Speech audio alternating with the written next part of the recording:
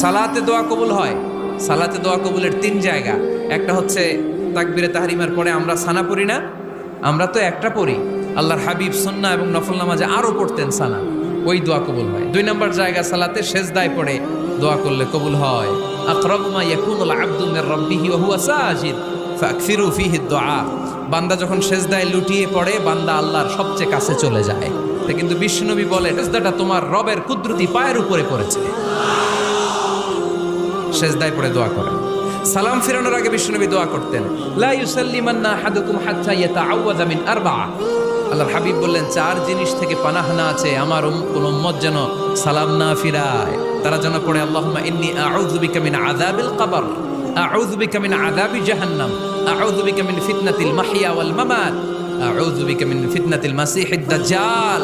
আল্লাহ কবরের আযাব থেকে বাঁচাও, আল্লাহ জাহান্নামের আগুন থেকে বাঁচাও, আল্লাহ